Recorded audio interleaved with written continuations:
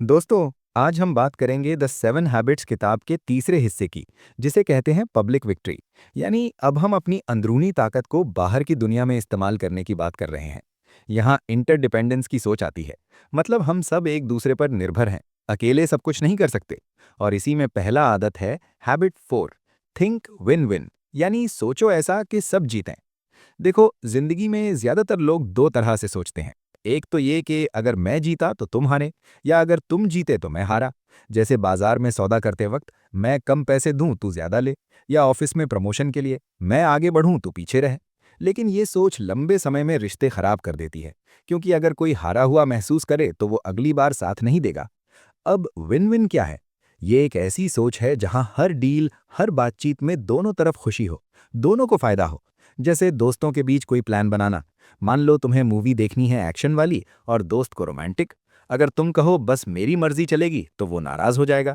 लेकिन win win में तुम दोनों बैठकर सोचोगे कि एक ऐसी फिल्म चुनें जो दोनों को पसंद आए, या पहले एक देखें फिर दूसरी, या फिर बाहर घूमने चलें जहां दोनों को मजा आए।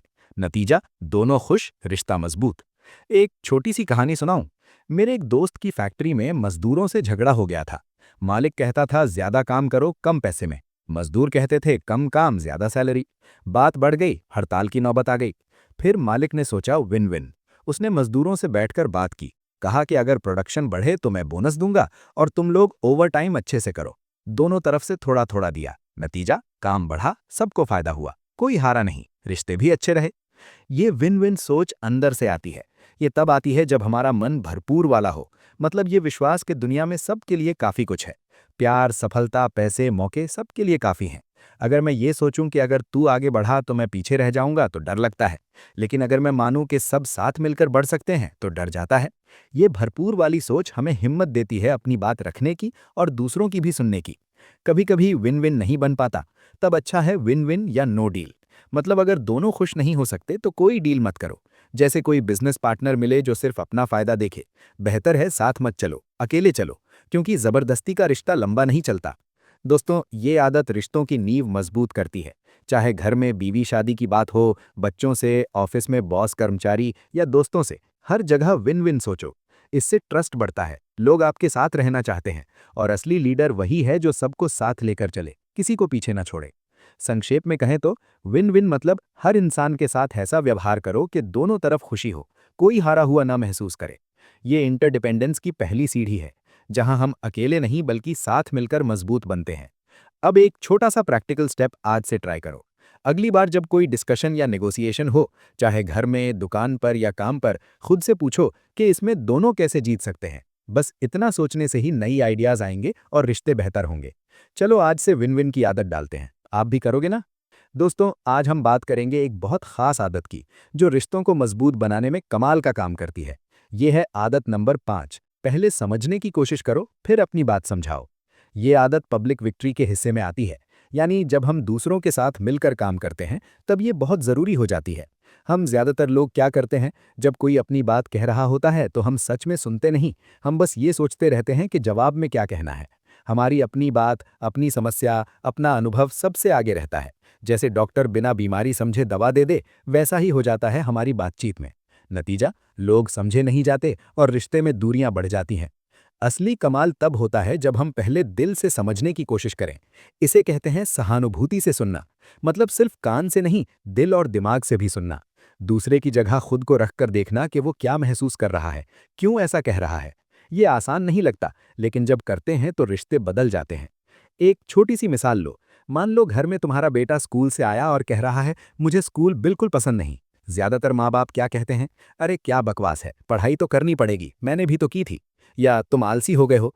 लेकिन अगर तुम पहले समझने की कोशिश करो, चुपचाप सुनो, पूछो, बेटा क्या हुआ जो स्कूल अच्छा नहीं लग रहा? वो बताएगा, दोस्त लोग मजाक उड़ाते हैं, टीचर डांटते हैं। अब तुम कह सकते हो, लगता है तुम्हें बहुत बुरा लग रहा है। ऐसा लग रहा होगा जैसे कोई तुम्हारी परवाह नहीं करता। बस इतना कहने से बच्चा खुलेगा। वो महसूस करेगा कि कोई उसकी बात सच में समझ रहा है। फिर जब तुम अपनी बात रखोगे, वो भी ध्यान से सुनेगा। एक और रोजमर्रा की बात। ऑफिस में तुम्हारा बॉस गुस्से में है, वो चिल्ला रहा है कि काम क्यों लेट हुआ। आमतौर पर हम डिफेंस में चले जाते हैं, सर ये वजह से हुआ, वो वजह से हुआ। लेकिन पहले समझो, शायद बॉस पर ऊपर से प्रेशर है, डेडलाइन है। तुम कहो, सर लगता है आप बहुत टेंशन में हैं, क्या कोई बड़ी प्रॉब्लम है? ये सुनकर बॉस का गुस्सा कम हो जाता है। वो अपनी बात खुलकर बताता है, फिर तुम्हारी बात भी वो अच्छे से समझता है, बात बन जाती है। ये सहानुभूति वाली सुनने की आदत इसलिए खास है क्योंकि ये सम्मान दिखाती है। जब लोग महसूस करते हैं कि उनकी परवाह की जा रही है, तो वो भी तुम्हारी बात सुनने को तैयार हो जाते हैं। पहले समझो तो बाद में समझाना बहुत आसान हो जाता है। बातचीत दो तरफा बनती है और रिश्ते मजबूत होते हैं। चाहे घर हो, दोस्तों के साथ हो या काम पर, हर जगह ये काम आती है। दोस्तों, ये आदत अपनाने से तुम्हारे रिश्ते गहरे और प्यारे हो जाएंगे। लोग तुम्हें ज्यादा भरोसेमंद मानेंगे और सबसे अच्छी बात, तुम भी ज्यादा खुश रहोगे क्योंकि गलतफहमियां कम होंगी। संक्षेप में कहें तो पहले दूसरे को सच में समझो, उनकी भावनाओं को महसूस करो, फिर अपनी बात रखो। ये छोटा सा बदलाव बड़े कमाल कर सकता है। अब एक आसान प्रैक्टिकल स्टेप आज से ही ट्राई करो। अगली बार जब कोई तुमसे अपनी समस्या शेयर करे, तो कम से कम 2 मिनट तक सिर्फ सुनो, बीच में सलाह मत दो। बस ये कहो, और बताओ क्या हुआ? और दिल से सुनो, देखना कितना फर्क पड़ता है। चलो आज से शुरू करते हैं, तुम्हारे रिश्ते इसके लिए शुक्रिया कहेंगे। दोस्तों, अब हम बात करते हैं 7 आदतों की उस हिस्से की जहां सार्वजनिक जीत की बात आती है। ये पार्ट 3 है और इसमें हम इंटरडिपेंडेंस की पैराडाइम समझते हैं। आज की आदत है हैबिट 6, सिनर्जाइज, यानी मिलकर कुछ नया और बेहतर बनाना। इसका मतलब है रचनात्मक सहयोग के सिद्धांत। देखो, अकेले हम बहुत कुछ कर सकते हैं, लेकिन जब हम दूसरों के साथ मिलकर काम करते हैं तो चीजें कहीं ज्यादा शानदार हो जाती हैं। जैसे 1+1 सिर्फ 2 नहीं, बल्कि 3, 4 या उससे भी ज्यादा बन जाता है। इसे ही सिनर्जी कहते हैं। पूरा कुछ अलग, ज्यादा ताकतवर और क्रिएटिव हो जाता है। सोचो, एक छोटे से गांव में 2 किसान रहते थे।